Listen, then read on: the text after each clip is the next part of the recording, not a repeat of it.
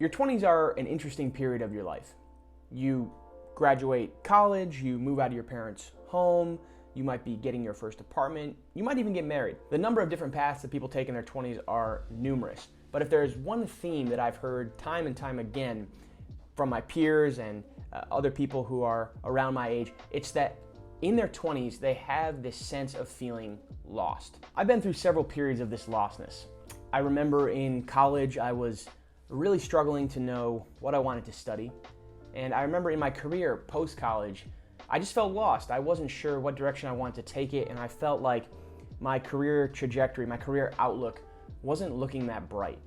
And that sense of lostness and sort of almost despondence can really get to you. You're wondering how to get out of this hole you sort of dug yourself in, but the path forward isn't clear. When you're in this kind of place, it can be really soul-crushing, and you feel like you have what it takes to live a life of purpose and meaning, but to feel that sort of feeling on a daily basis, you don't quite know how to get there. I think in the age of social media, we are bombarded by the highlight reels of other people. We spend a significant chunk of our day scrolling through our feeds and seeing other people's best moments. And the thing about social media that we all know is you don't share those moments when you're despondent, when you're low, when you're struggling. And so there's this sort of feedback loop that builds when you are in a season of life that is challenging and you're feeling lost and you're seeing all these other people who are apparently, self-actualizing their dreams. Social media can really warp our sense of expectation and what is reasonable at the age that we're at.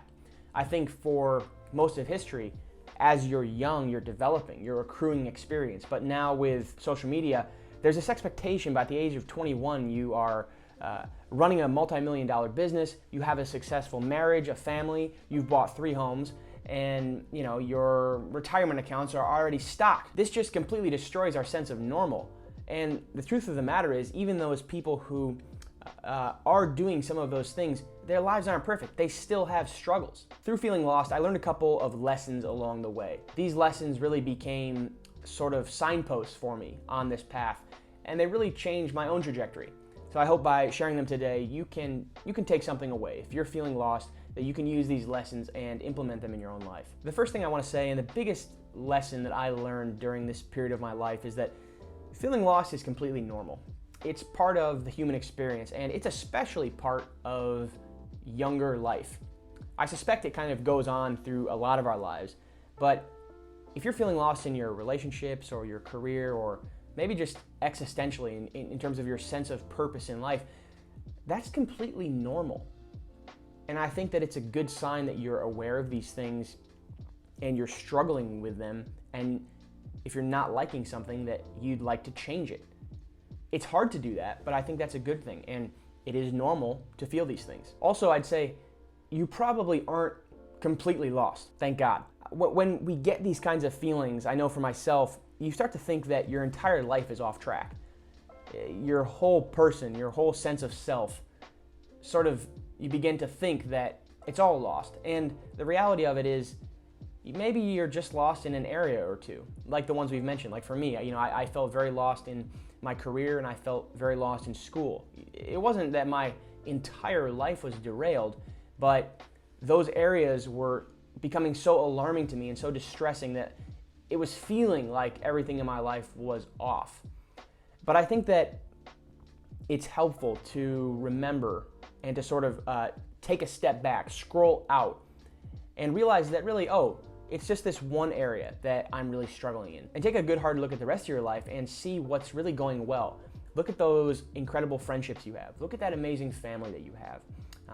And look at the areas of strength in your life and be thankful for those. I think one huge thing about life that is hard to realize, especially when you're young, is that life is not linear. But up until the age of about 18, life does feel pretty linear. It's like every day you go to school, and then the next year you move up a grade. And then even when you get out of high school, you then go on to college usually for 4 years. And life just keeps progressing in this methodical kind of way, or at least that's how it feels. And then when you leave the institutions, when you go out into the real world, all of a sudden life isn't like that anymore. And it's sort of a rude awakening that no one has seemed to mention prior to many of us experiencing this. And so once you get out into the real world and you really start building your life, there are ups and downs. And sometimes these ups and downs are gradual, sometimes they're fast, but it's certainly not linear. And so you're gonna have those peaks and valleys throughout your whole life. I think it can be hard to calibrate ourselves during those times because we can just feel overwhelmed and maybe even too tired to make a change. But when things aren't going well, I think it really serves us well to, again, scroll back and see our potential options, see what we could change, and think about it, and then eventually act on one of those decisions. Although we don't necessarily do a good job of sharing this part of the story, anyone who has done something great in their life, and I don't mean someone who necessarily is famous, I just mean anyone who's built anything worthwhile, has had a lot of blood, sweat, and tears poured into that thing that they've built, that thing that they've cherished, whether that is a family or a business, anything at all. There are a lot of moments behind closed doors that no one sees. Then those moments are filled with struggle that don't necessarily make that final sort of highlight reel moment maybe that you're seeing on social media. So remember that when you're feeling like, man, life is not going like I thought it would. Just remember, life's not linear, and there are a lot of moments of struggle on the path. The second lesson I learned along this way, along these periods of life of feeling lost, is take action. Just a moment ago, we were talking about how life isn't linear, which is true. And when your life is feeling like it's dropping off a cliff and you're really feeling that sense of lostness, you may begin to write down some options, write down some exit strategies, and you might write down a handful of new paths that you could pursue. What I think can happen here, and what happened to me for certain periods of time, was something that a lot of people would call analysis paralysis. You have, 2 or 3 really good choices in front of you, and then you just become concerned about, well, what's the right one? What's the right one? Which one should I choose? And I think the key here at a certain point, and this is a point that you're gonna have to explore for yourself, is once the options are down on the table, once you have 2 or 3 opportunities in front of you, you need to just make a move.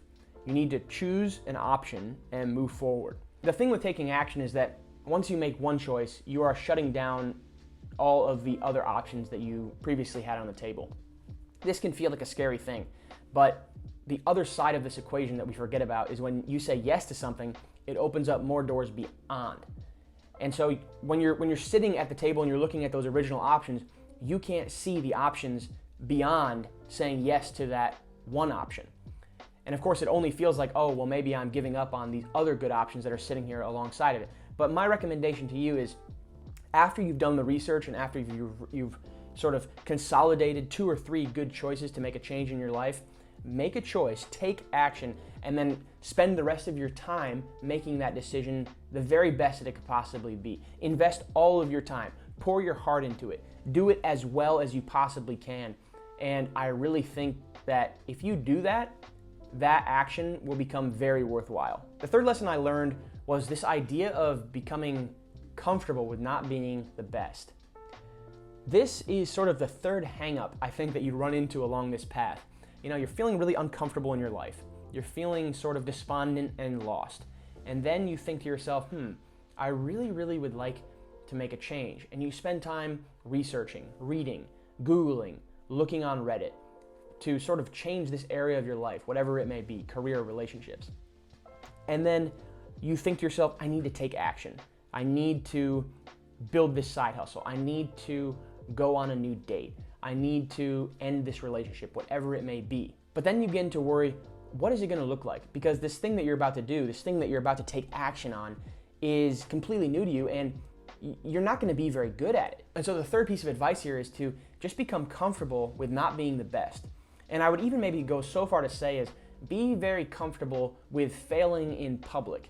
Be comfortable with the idea that you're gonna put work out there and not be the best. And really what you're doing is committing to learning over a longer period of time to become the best. And when I say best, I don't mean the best in the world. I just mean the best that you can possibly be, because that's the only metric that really matters. It's you against you. Can you improve yourself? Can you bring more to the table? What are you capable of? Again, this is completely natural. Most of us would just like to tuck up in a ball and not fail in public. I didn't want to release my first YouTube video. It was terrible. Even the videos that I'm putting out now, I tend to put them out and then I look at them again and I'm like, man, these aren't quite up to where I want to be. But if you never start, if you never take action, if you never make peace with the fact that you're going to get better with time, and that especially up front, it's not going to look that great, you will never get to where you need to go. You can look at anyone's career trajectory, you can look at any business that anyone has started. You know, go back and look at the original logo of some big companies that maybe you respect, and you will just see that, wow, they started at such a humble place, and now look at where they're at. I think even you could look at a company, you know, like Microsoft or Apple. I mean, Apple started in a garage, and now look at Apple today. They've completely redefined the entire world as we know it. So this is long-winded, but be prepared to be bad at first. Be completely at peace with it, and know that what you're really doing is committing to improving over time. For me personally, one thing that was challenging was when I went back to school for accounting, I had to be okay with the fact that I didn't know that much about accounting, and I probably wasn't going to be the best in the room. I knew that I could get better. I knew that I could study, and I knew that if I just gave myself enough time, I would improve my skill set dramatically. But that initial reintroduction into the school environment was a humbling experience. And if I had never gotten past that, my life would not look the same. And that's a very humbling thought to think about, but also something that I hope encourages you. Just jump into the deep end and start swimming. And over time, you will become better. So in summary, remember that feeling lost is completely normal. And as soon as you have a few decisions in front of you, take action and spend the rest of your time making that decision the best decision that it could possibly be. And finally, don't allow yourself to be hung up on this idea of perfectionism or be comfortable with not being the best. If you take these 3 lessons into whatever area of life you're feeling lost in, career, relationships, work, some side project, side hustle, whatever it may be, you take these lessons and apply them, you will move forward in that area. I hope these lessons bring some peace and understanding to your own life, because I know what it's like to be there. I know what it feels like to feel lost. I know what it feels like to feel despondent and not feel like you have any options. But I would say just dig in where you can and start implementing some of these lessons in your own life. If you have any questions or comments or just want to share where you are at, please drop a comment down below, and I respond to every comment, and I love just hearing about where you guys are at. Even if it's not the best kind of situation that you're in and you're struggling, let me know, and I'd love to talk more. If you're still watching at this point, you might be interested in my newsletter at calmills.substack.com. I'll drop the link below. On the newsletter, I talk about topics like topics that we talk about here on the channel, whether that be personal finance or productivity or self-development, things along those lines. Oftentimes I'll include ideas in the newsletter that don't necessarily make it into the videos, or ideas that don't fit well into the videos. So again, if you're liking this content, I think you may enjoy the newsletter as well. As always, thank you so much for watching. I appreciate every single one of you, and I will see you in the next one.